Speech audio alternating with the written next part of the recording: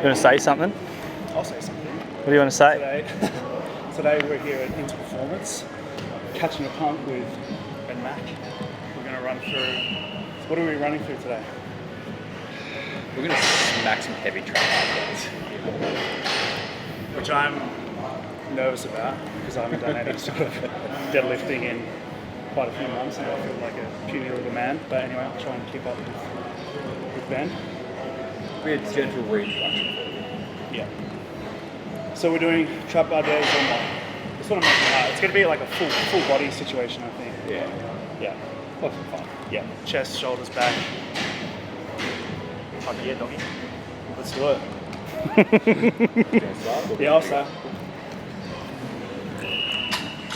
We're going full cheetah rotate. High as fuck handle.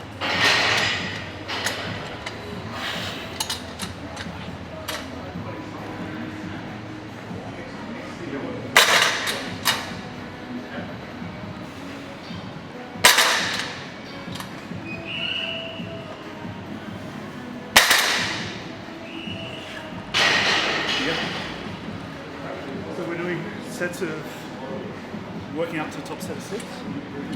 Top set of AMRAP. Top set of AMRAP.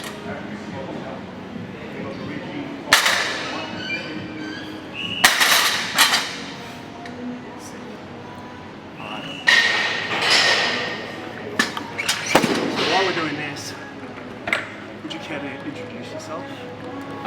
So, as Alex said, my name's Ben. I've been coaching for 14 years now. I played a lot of competitive sport when I was younger, so I played high-level basketball, track and field.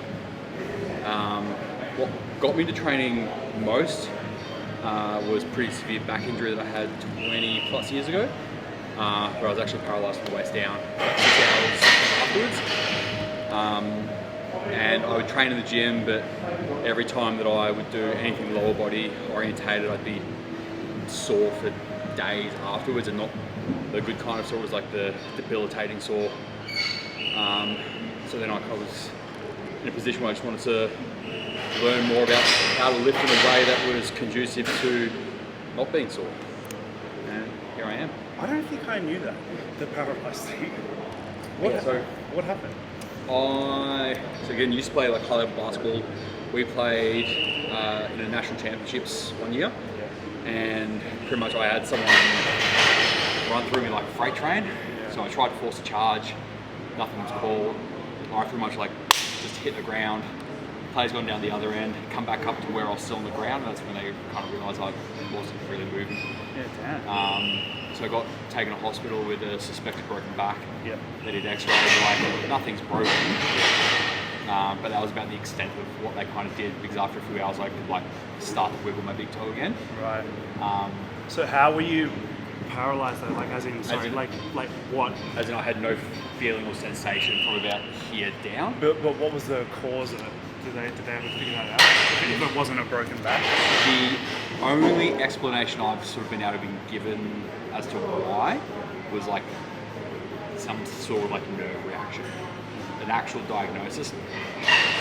Couldn't tell you. Yeah. So, yeah. That's fucking crazy. Yeah, it was wild given I was like 12 or 13 at the time. Yeah. So when did you start training? I started in a gym within a couple of years after that. Yeah. But only really got into like strength focused training in like 2011-ish. Like I'd done some strength stuff before that, but it was mostly upper body stuff, just because I was like, every time I do anything lower body orientated, I'm just so I just naturally stuck to upper body for ages. And then flew up to Sydney to see Bass just before GPA Worlds. Yep. When the Lily Bridges came out, did a seminar there. Yeah. And that was kind of like the start of like me sort of bridging off into like powerlifting focused stuff. Right. To help my back. Okay. So Bass, for those of you who don't know, is the strength coach. So yes, AMRAP. So you went. So he was basically the start of your powerlifting journey. Yeah. Yeah, cool. And that was inspired by the the back injury. Yeah, so I was kind of at a stage where I was just sort of sick of being in pain all the time after trying to train lower body. Yeah. So I'd love to see him go to the Luke Bridge seminar, and that's kind of the start of it all. Yep. Crazy. Yeah. Sure. Yeah.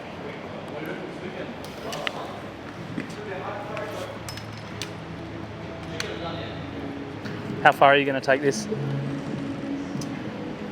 Hopefully further than Alex. Is it?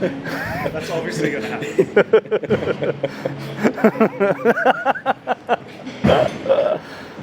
I think this might be like the one time in history where I was going to say outlifted you. I was going to say first time for everything. What are your numbers at the moment? So last week, so obviously top set for us will add another blue. Last week I hit 8 reps.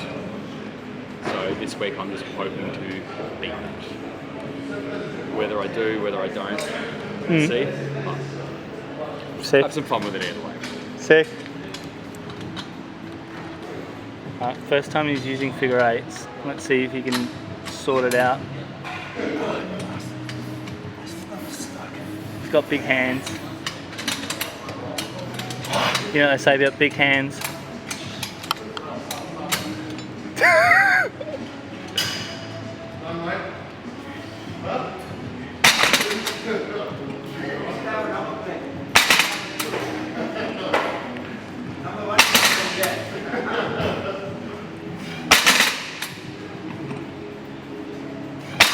Animal. Nice. Now you got to get out of the bastards. I think anything from here, I can't be embarrassed. Yeah. So what's that? 233. Nice. Nice. Well done. Kind of cute. How are you like body fat wise? Because last year was 7.3. On the calipers, yeah. Yeah. On a DEXA, don't know, but anyway. Calipers, yeah, it was like 7.38, 5, something like that. It'll be more right now. The whole point was to cut into Christmas, and then to sort of account for some of the damage that was going to be done, and some damage was done. But, yeah, we didn't completely fall apart or let it go. Kept the protein intake up. Definitely feel bigger than then. Yeah. Not just fatter. So, so you're on the refeed now, is what you're saying? Yes. Yeah. And you've enjoyed the little bump in calories? Yeah. Yeah. I think the lowest I got to was like 88 point something, and I'm at 90.8 at the moment. So. Okay. Yeah. How'd you feel on your first like refeed week? It's really hard to answer because I didn't do it properly. Why not? Because it was Christmas and I was drinking beers. What was this? How do they say in the old money? 600 pounds, so 273 kilos. Fuck. I have no business trying this. Yes, you do. Zero The preparation. only 2 people I'd ever try it in front of Yeah. would be Ben or Demir. Demir is our other training partner. We're a little trio. Just because of peer pressure.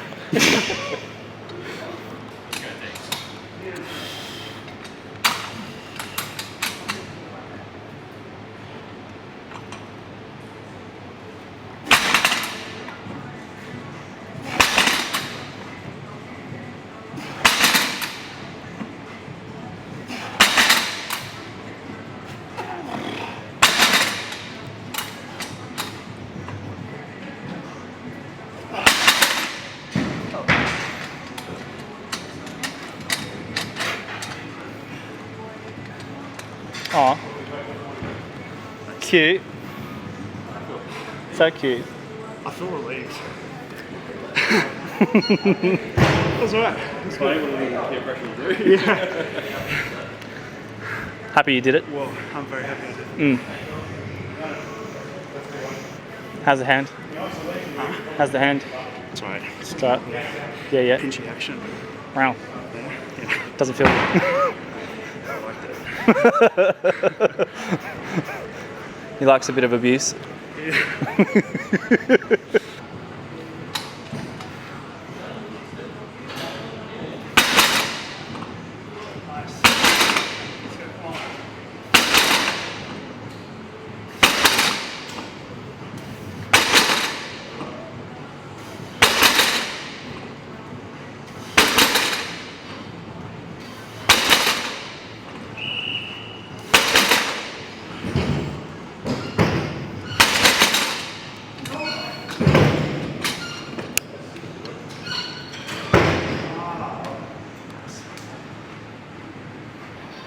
Are we just doing one set? Oh yeah.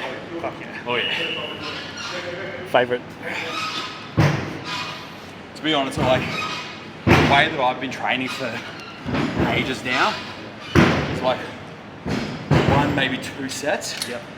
And just push the intensity as much as possible in the rep range. Yes. I've been, for lower body especially, Yeah. that's what I've been doing as well. Yeah.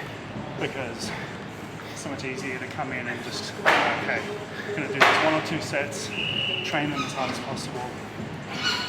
There's no like, it's not as much like build up or anticipation for me.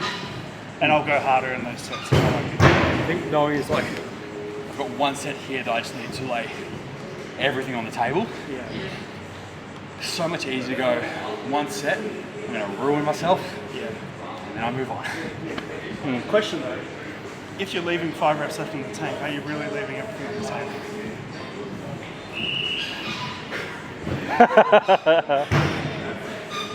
Comparatively, yes. So last week when I did these, I just had issues with I just couldn't get my straps to grip. So like I scraped through an 8, I was like, I don't think I had another one in the tank. Because the straps were so locked in today, I was like, the goal is 10. Yeah. Like, did I still push hard for 10? Yeah. Yeah. You'd, But did I have, like, yeah, this is always something I find really interesting with RPE. Would I rate that for 5? Still probably rate that for like, probably like 8 in terms of difficulty. But, like, did I have more reps there? Probably. is that because you're not, when you rate up here, you're not just going reps in reserve, you're using it, like how are you interpreting it? Like, I look and I go, for if I was to do 10 reps, like how hard did that 10 reps feel? That to me felt like about an 8 out of 10. Okay, or effort, or... Yeah, I get but this is obviously like the interesting point of conversation. Like, quite often people will go RP and RIR, like reps in reserve. They are exactly the same thing. Yeah. For me, one of the biggest differentiating factors for me, like in terms of like being able to split the two, Yeah. is working with athletes and aren't powerlifters. Yeah, yeah. Because, or like even Gen Pop clients, like you ask them to do a 9 out of 10, and we would probably look at that and go, you could probably repeat that set without stopping and you still get the reps. Yeah. Perception of challenge is going to be, obviously, that's obviously the key to RPE is it's perceived exertion, right? Yeah. For what I needed from today, that was still max effort. Yeah. It's the maximum effort I've ever produced on that weight for this set. Yeah. So I'm like, it's technically RPE 10. Yes. But my perception of that effort was not that it was maximum. So before you saw Sebastian, Yeah. started powerlifting, you were already training people. Yeah, so I started, so it was probably about 3 years or so. Oddly enough, like I worked in a CrossFit gym for like 3 years. Yep. Always sort of like naturally gravitated towards more strength-based stuff. Would do the odd CrossFit workout here and there just to kind of prove a point. But my thing was there was one CrossFit workout in particular that I like to do because no one else in the gym could do it. Yeah. That was a workout called King Kong, where it's like it's 1 deadlift, 2 ring muscle ups, 3 hang cleans, and then 4 handstand push-ups. Yeah. 3 rounds of that for time. The deadlift weight was like 220. The hang clean weight was I think 110. And then obviously the ring muscle ups and the handstand push-ups were both strict. Yeah. And like those were just like 4 exercises I could do without really having to think too much about it. Yeah, and the power clean was probably horrendous. Deadlift was pretty easy. Ring muscle ups were pretty easy. And the handstand push-ups were pretty easy. But there was no one else in the gym that could do that at the prescribed weight in any sort of timeline that was even remotely worth noting. And so is that part of what led you to going, shit, I'm strong, I should probably like do what can I do with this? Or Again, like with one of the other sports I did growing up, which was track and field, all of the events that I did were all the short power-based events. It was like the furthest distance I would run was 200. Anything over that, I would laugh at the coaches and just tell them no. So I did like 100 hurdles, 200, 4x1, 4x2, long jump, shot put, discus, jab, all the power-based events. And my hurdles coach was back when I was in like my earlier years, and the hurdles weren't like shoulder height for me. It's quite good at hurdles. My probably like miniature claim to fame is one of the guys I beat in high school ended up going on to be like the open national hurdling champion, and I beat him. And one day I was like, yes. But like from that, I was always like, I feel like I'm just predisposed to being more strength and power orientated. Like I've never been one to really gravitate towards anything endurance based. So then, like when it got to training, I was like, I enjoy like heavier lifting.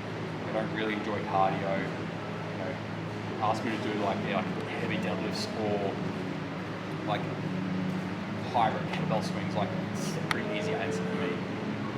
So when it came to like training, it was always I wanted to find a way that would let me put on muscle, get strong, and move really well. One of my best mates, who was my PT very early on as well, he and I started training together. And our workouts, we just follow like a classic 5x5. It was like one day we would like bench 5x5, and then we'd have weighted pull-ups for 5 sets of 5, weighted dips for 5 sets of 5, and then like some arms to finish. And then our second day was overhead pressing for 5x5, weighted dips, weighted pull-ups, and like arms again. 5x5 is sort of like one of those things, like those old school programs. You got like 5-3-1, 5x5, like starting strength. You got fucking the cube method, West Side. Yeah. It's like a very Small common, small log, very common thing to do. Do not recommend. Do not recommend swallow. Talk to any like millennial, I guess, that like where their lifting journey started. 5x5. Something like that. Yeah. Well, I quite like 5x5 because I still think you get a decent amount of overall volume, but you also get exposed to enough load that you're actually going to develop strength. Like, I mean, we've had the conversation about enhancement for over many years. One of the comments I've always gotten about, like from people when they've asked me whether I'm still natural or enhanced, is like muscle density. And I will still put that down to exposure to strength very early on in my training program.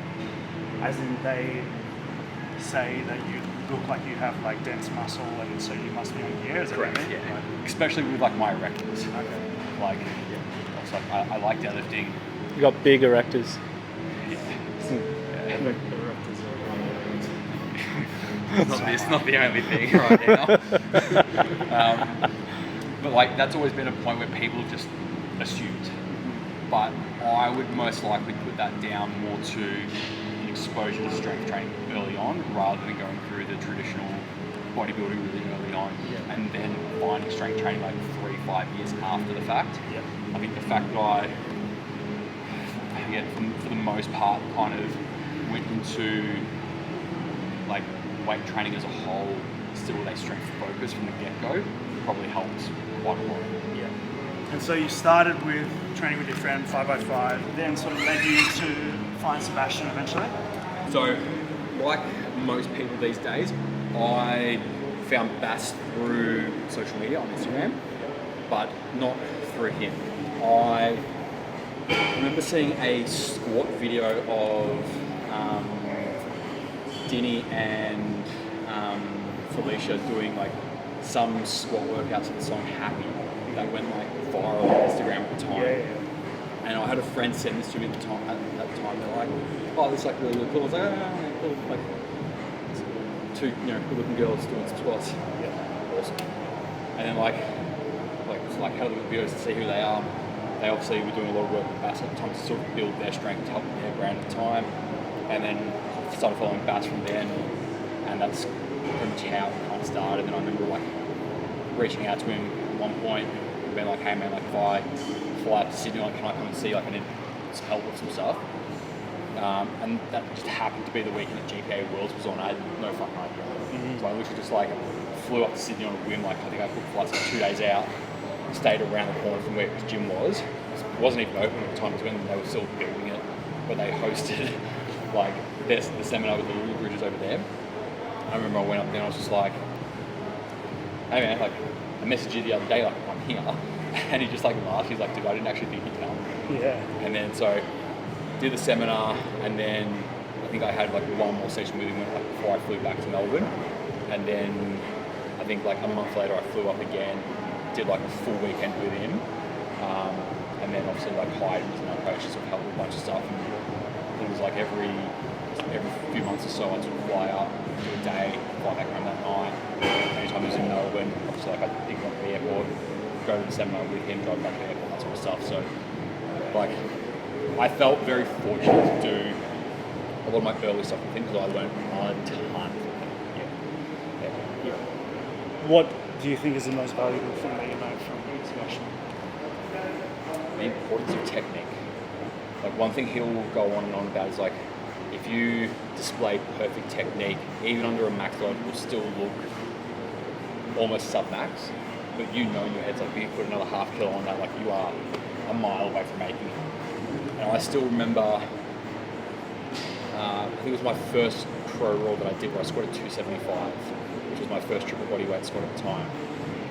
And I was obviously back in the day I had like my hair shaved, my shorter beard, much lighter than I am now. And I watched the video and I literally like, I dropped down super low into it and I drive back up, stand back up, and everyone was like, well, that was fucking easy. I'm like, literally, if someone had the aircon on just a little bit harder, I would have missed that. Yeah. But I think that's probably one of the biggest takeaways that I had from Brotherhood. Like I had a lot, this is one that's really stuck, is like your technique matters so much. Yeah. I think that really carried over for me from a coaching perspective where I would have people go to comps, compete, and then I would have someone from the crowd come up to me like, "You coach them, don't you?" And I'm like, "How can you tell?" And they're like, "I can tell by how they score." Yes. I'm like, yes. That's That was always a really nice, like, sort of like, well done. But That's some of the best feedback you can get when someone can notice. It's almost like your brand by how technique. someone moves. So yeah, like the focus on technique is probably the biggest takeaway that I had. Yeah. Three-way row, what do you sound this row? So this is one of the new Rogers pieces that we've got. It's delightful.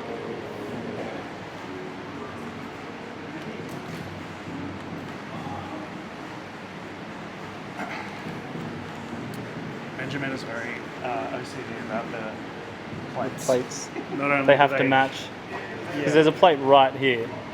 but it has to be the same brand, just the same color. One time I was squatting, I think I had 5 reds aside, and Ben noticed that I had one. It was the first plate as well. It was there, that's why you noticed it. So Yeah. there was one Goliath and one Road, which are the same shade of red, but just different branding. And he stripped the whole thing and loaded it again by himself. I'm particular.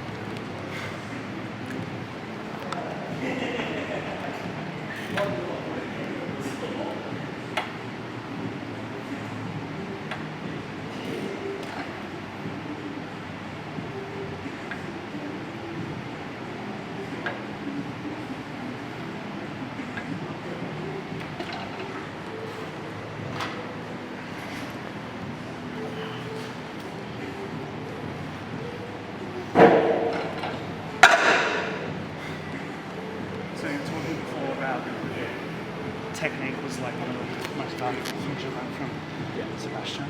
What do you have any other training philosophies, values, or even values in life that cross over to training? I mean, my like number one value in life will always be integrity. I feel like that flows into training and coaching very extensively.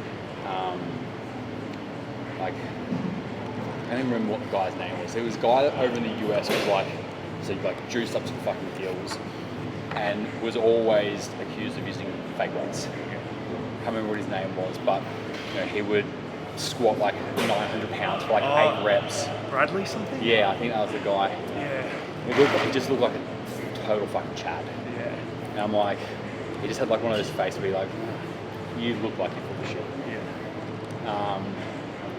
So like, for me, it's always been, I'll be honest and transparent. If I hurt myself in training, I'll tell people how I did it, or I'm going to rehab it. Like, I don't try and gatekeep any things that I've learned. Like, I spend a lot of money on education, so I learn from very, very smart people.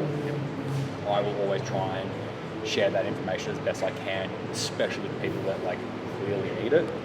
I mean, there's obviously a lot of principles that if I had time to think about, I could probably be like, these are principles that I live by when it comes to training. But yeah, I mean, like, I think the one thing that always comes to mind is just like, do right by people. Don't fuck them up. So is with integrity being one of your values, did that come from something you sort of I think I've always, like, especially since I was a kid, I've always sort of had people refer to me as like quite an old soul. I've always just tried to do like the right thing. I've always had a pretty strong like moral and ethical compass.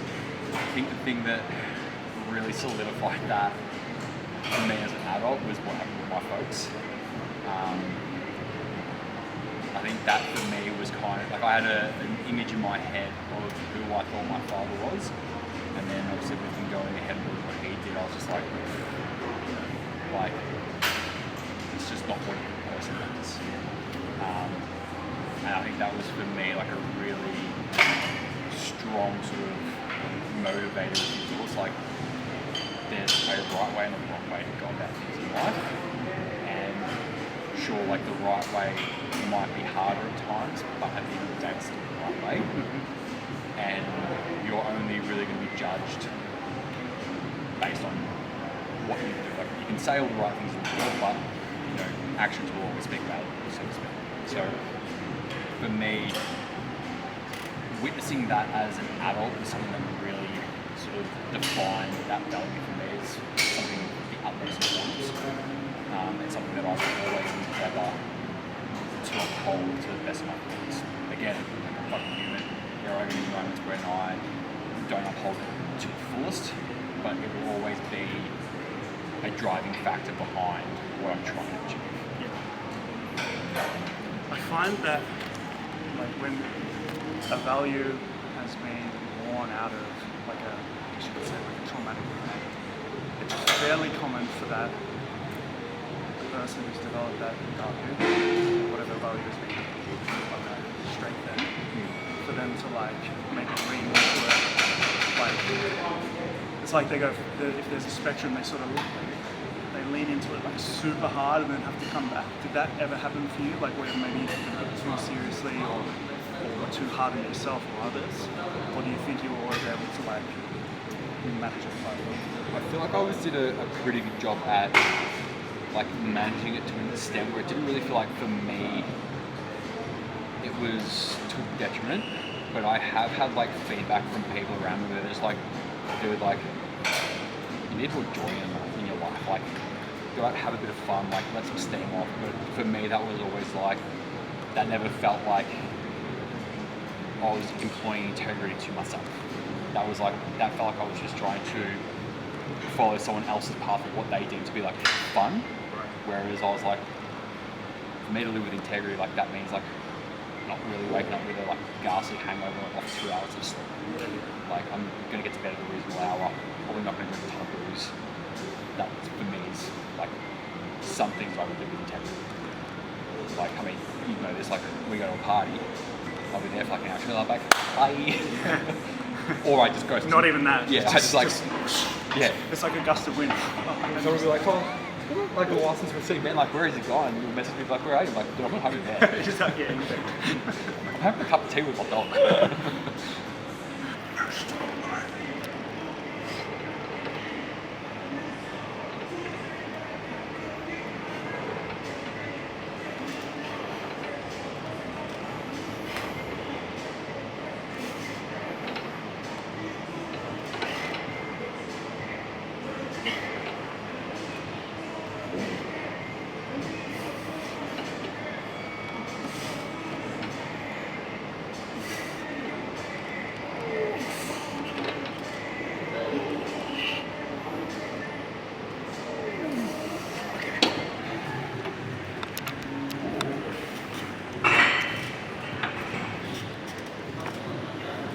Look at those forms.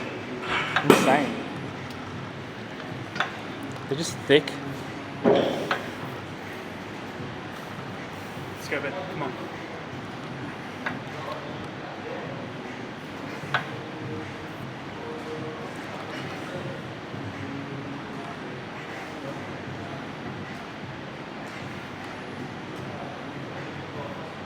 Nice.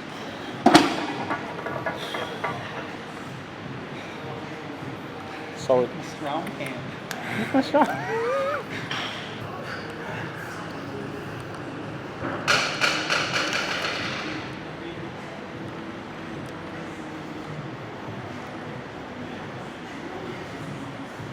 So we talked a bit about your, or alluded to powerlifting before.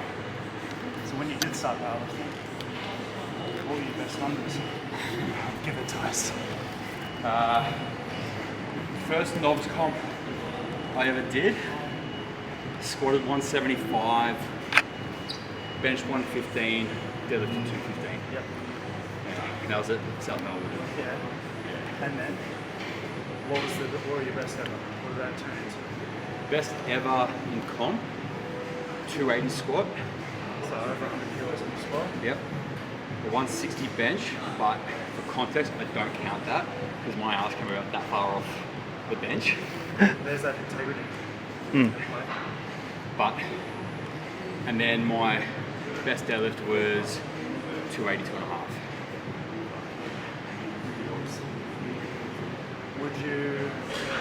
Would you compete again? Like, are you interested? Or? I get asked this question all the fucking time, like when are you competing next? And I always say, I'm like, I have next to no interest in competing again at the moment. I think for me, like I still have numbers that I want to chase. I just don't have anywhere near the care factor to want to do it on the platform. Yeah. Like, if I squat 300 kilos in the gym, the way I said, I'm like, it's still 300 fucking kilos. It's like, I don't need 3 people to watch me do it in a fucking soft suit and critique it to the nth degree of the world for me to go, well, do I have the capacity to squat down and stand back up with 300 kilos? Same thing like with my bench. If I do a touch and go 170, 175 kilo bench press, I'm like, I don't give a fucking on the least.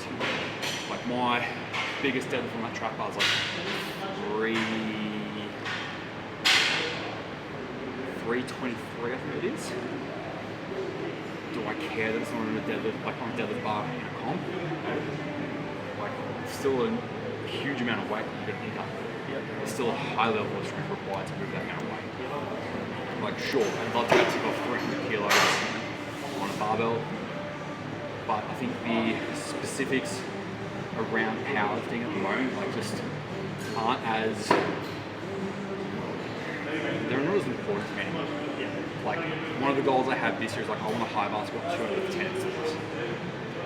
Like, I think that's a critical feat of strength that I think shows a more versatile display of athleticism than just, well, can I do that in racks, low bar, which I've done before, where I'm like, if I can do it high bar in sleeves and just sort of like cruise my way through it, pretty happy.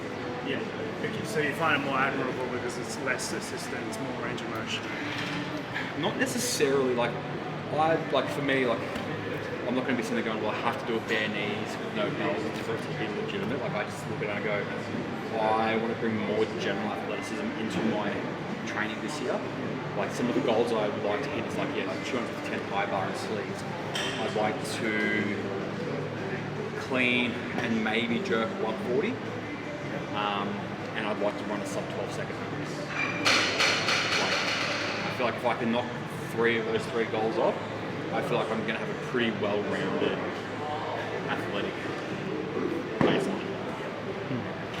Let me get the set. This is an interesting angle. Look right at me.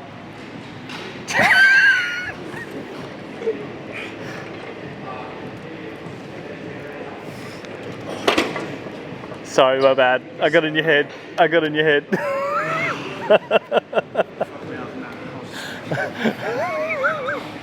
I took that out and I was like, my ass is off the seat. I'm just like holding it. I mean, that's what, 100 kilos aside. That's heavy. Yeah. One more? What was that?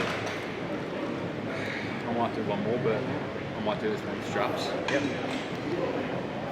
Strap in and send it. Go on, what are we loading up? Another red. Oi! Call it. How many is he going to get? How many? Yeah.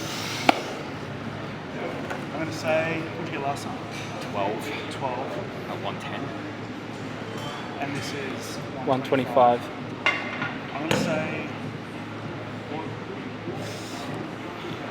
9. 9? I'm going to say 8. You ready? That's how much present motherfuckers.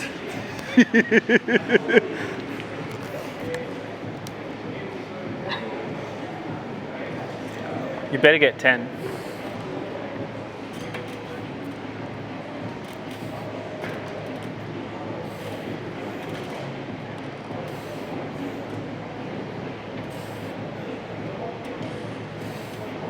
Come on. Come on. Yes.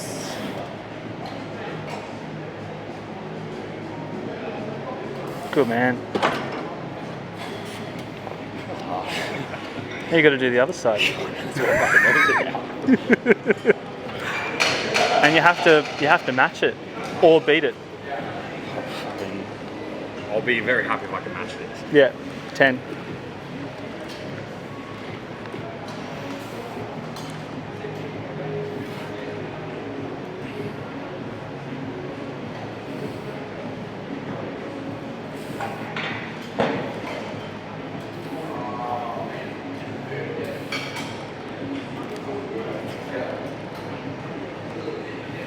Nice. Come on.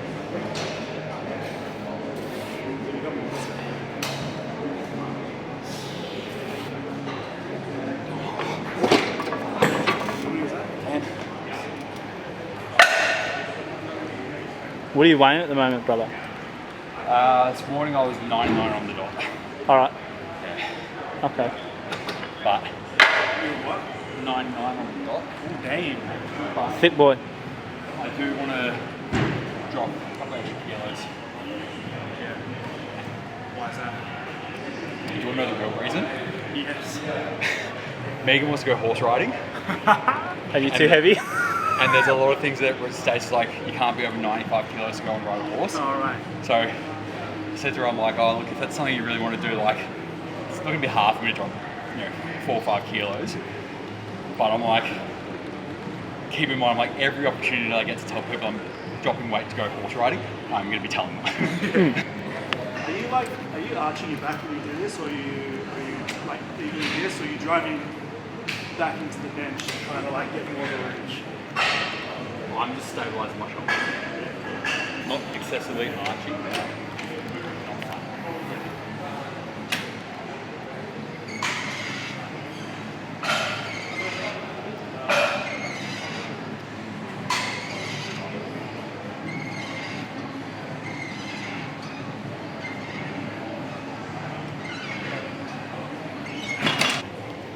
So one more thing I want to talk to you about Yeah. is the new program or workshop that you Program. Yeah.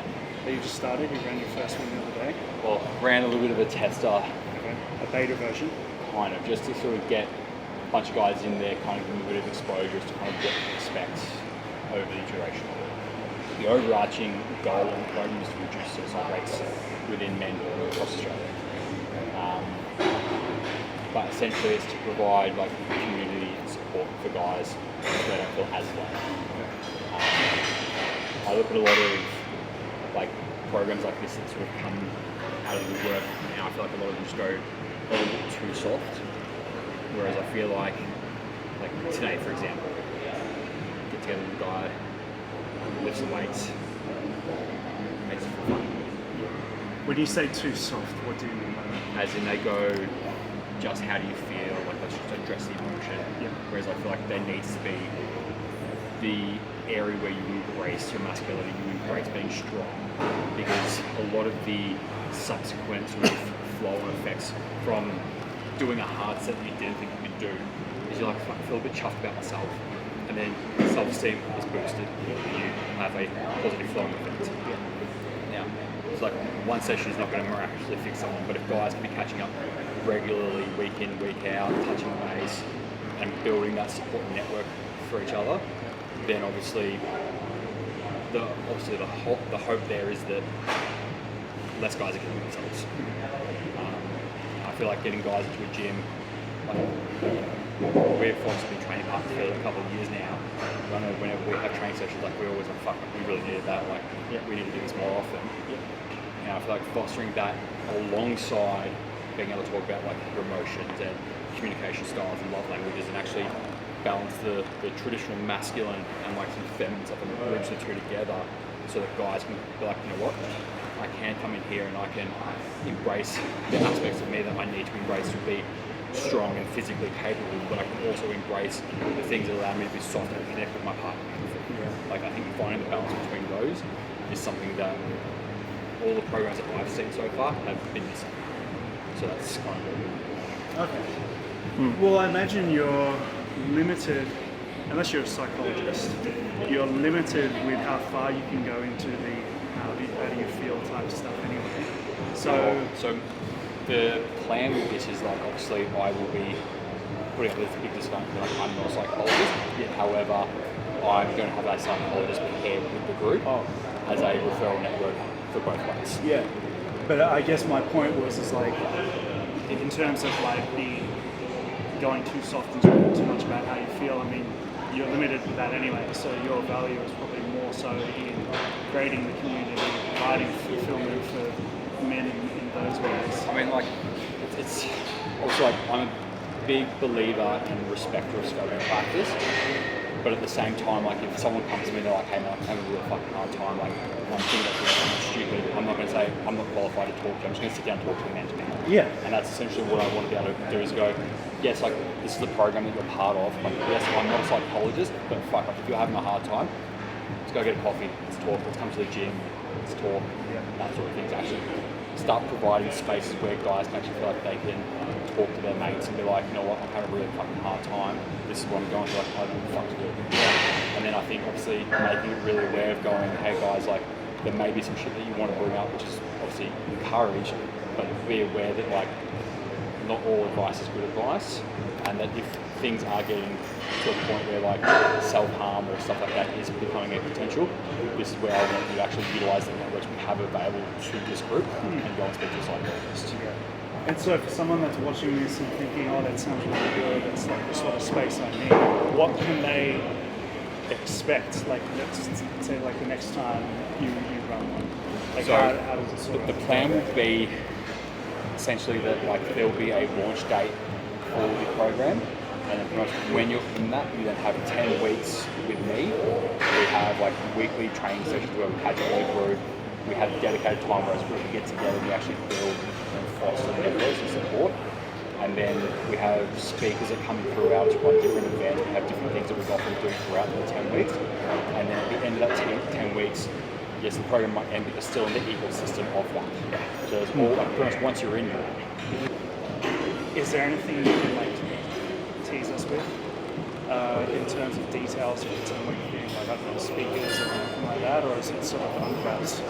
I've got a couple of meetings this week to finalise speakers. But one of the speakers that I will most likely have locked in has a very powerful story, being the other side of losing her partner to suicide. So essentially, it can be a really good insight for a lot of guys that might be in a position where that's a consideration for them, going, what does it actually look like if I'm For everyone else. especially for like impact does your that have? intimate partner. Yeah, wow. That's heavy. But I also feel like it's a good little wake-up call to be like, the reality of you doing this is this. Yeah.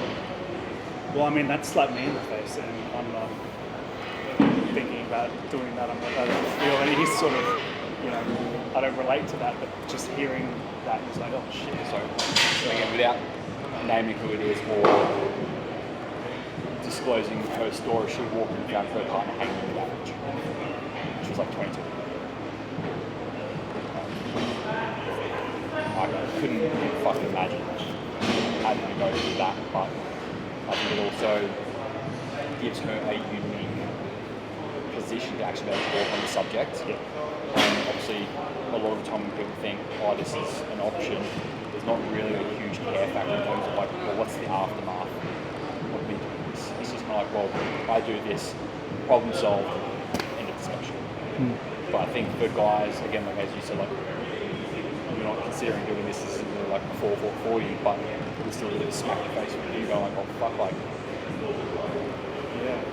bit of a wake up call. So that's most likely going to be one of my speakers. I've got another meeting on Friday to lock in someone for a breathwork session who you and I both know. A little Canadian friend. And then I have one final speaker that I've got a meeting with next week. And then there'll be like a couple of activities and stuff that we're throwing in the mix of that. But it just sort of depends. There's a few other sort of things I've got churning in the background at the moment, which if they go ahead, your program will be very different to how it would be if it doesn't. But either way, it's going to be.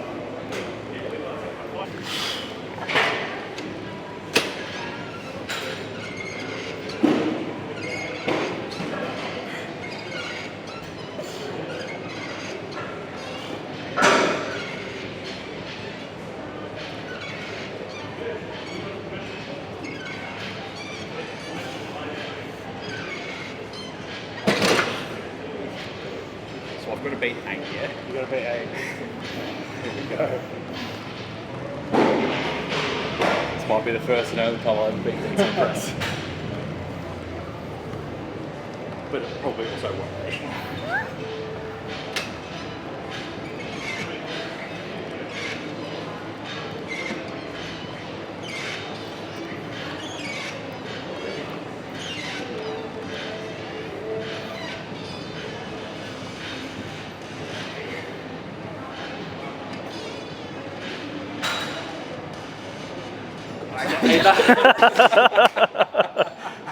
Oh, fuck. I could feel by that cramping on my left side. I'm like, that's not happening, but I'm like, my right side's good. I'm not even kidding. I was literally in my head saying fail.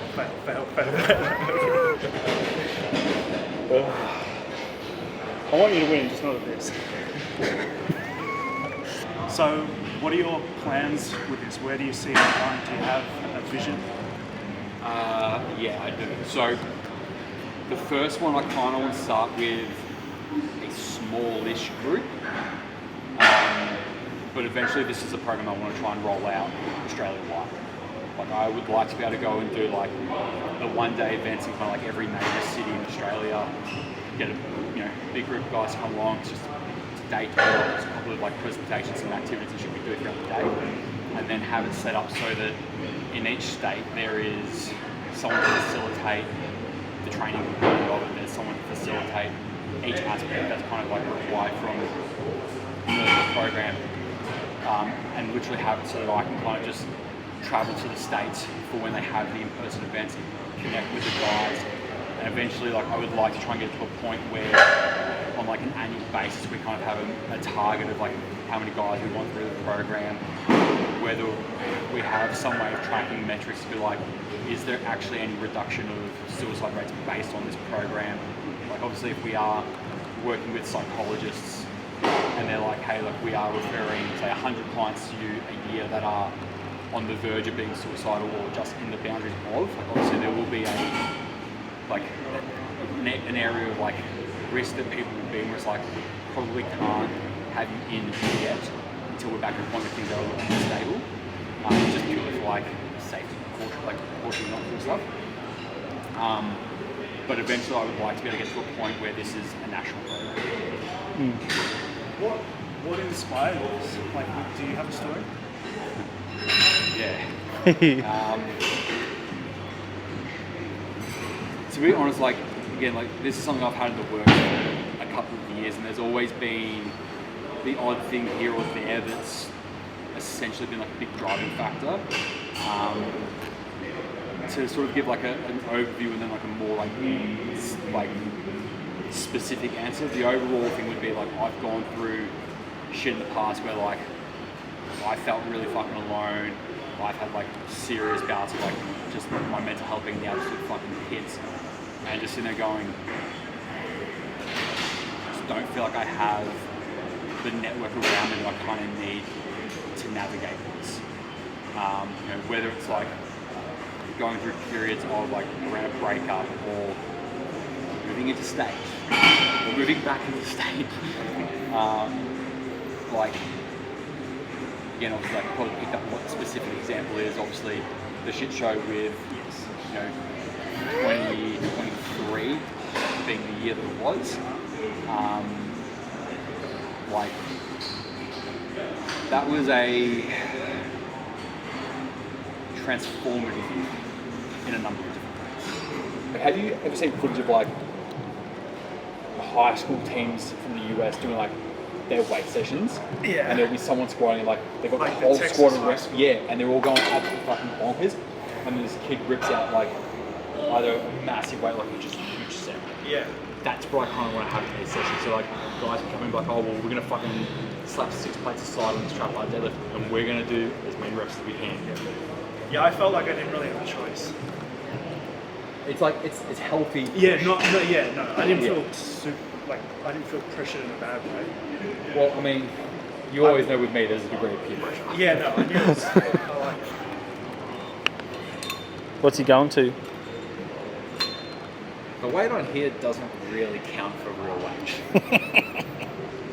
It's just a nice little ego boost. What's the plate weight? 55 kilos aside. Which is very funny because, like, I shouldn't be able to curl 55 kilos this season. I'm not that strong. What? Can you say that again? Because I'm not that strong. I'd say that.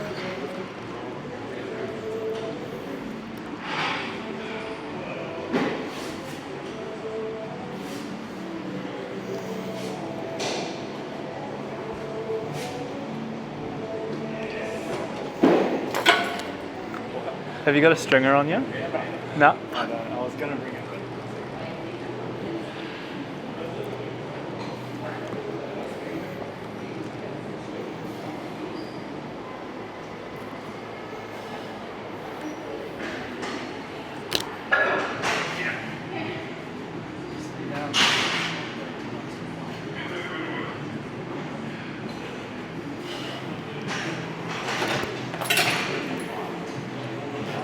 really enjoying lifting. Yeah. I really am. I'll wrap it up. It gives me, do you know what the look it gives me after every set? It's just like, I had to put up with this for years. Oh, how long's he been ahead of you for? Way too long. My entire life.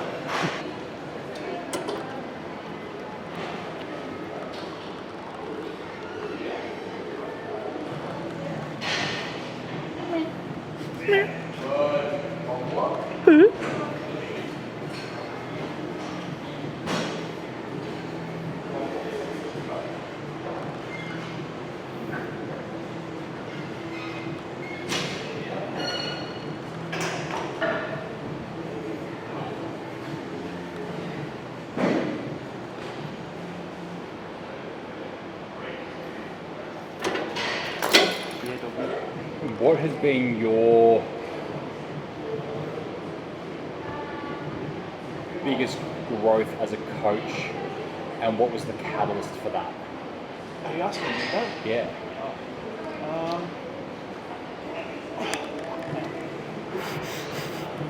There have been a couple of growth spurts. First one would be when, first one, COVID, everything shuts down, can't lift, gyms closing down, so I started a new business. So I had to really focus on that.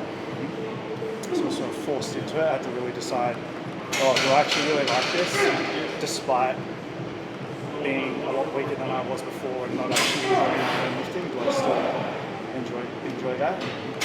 So I would say that was where I made the decision that I really wanted to be a coach, even though I'd already been doing it for 5 years, because I wanted to keep doing it. And I think the catalyst was, COVID. Then I would say the second one is happening now, because I'm really sick. Gotta be mindful of my words. Happy with my life, but I feel as though my potential is great. I think that I've been holding myself back for a while now, living my life in a certain way. And it's sort of got to the point where it's like, I know how I need to live my life, I know what I need to do, and I'm just not doing it. And that voice has gotten louder and louder and louder, to the point where it's just like, well, you fucking just need to fucking do it. It's not, you don't even need to figure anything out. You already know what to do, just go and do it, so that you can be clear and do new things, do hard things. Like, this is a challenge for me. It's like being in a gym that, like, I've never been here before, I don't know anyone here. You're pointing the camera at me, I'm trying to think of questions. I want to do more of this stuff, where it's hard, but then you do it and it feels good and you grow and you just keep doing that. I couldn't do this if I went out because I'd be too cloudy. I wouldn't be clear enough. I'd be too anxious. I wouldn't be able to listen to you and think of my next question at the same time. So the second phase is happening. One more each. I'm going to go to 65.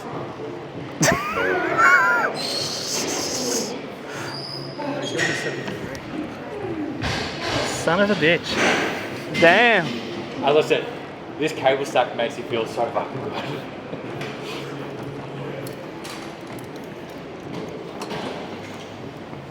Bicep curling most people's girlfriends per I was going to arm. say, there's going to be a few shorties out there. Yeah. Curling you. And by shorty, I mean vegan.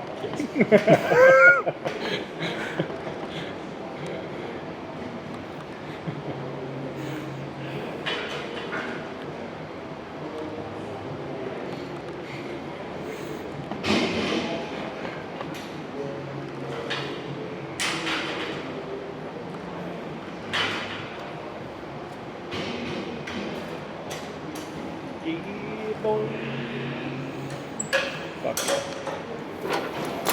Sick. Alright, one more thing. Do it, Deeks. Do it. Yes, you can. I believe in you. I'll do as many as I can. Two. We love a bit of peer pressure around here.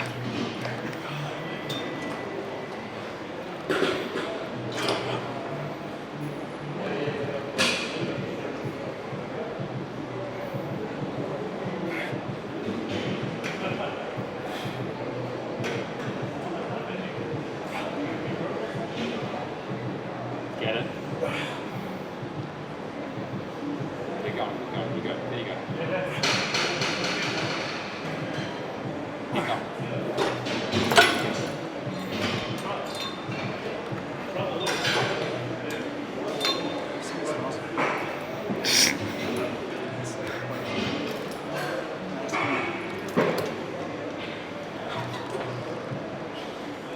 Oh, that's good.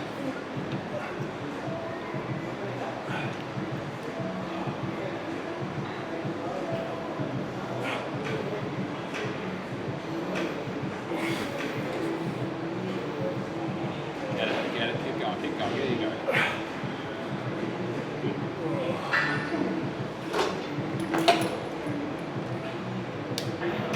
Sweet. Should we finish it? Mm. Done. Thank you very much. That was waiting. Yeah, we should have. Thank you for coming in. Thanks for having me. Choo. Like Choo. and subscribe. Oh, go on. Like and subscribe. Do you reckon? If people want to find out more about you, coaching services, the new Brotherhood Program that you're going to be doing, where do they find it? Best place would be my Instagram, which is just at Ben Mach, BNMACH. Beautiful. Cool. Excellent. Well, if you like that, if you want to see more, like and subscribe. And that's the worst. I feel like a fucking workout.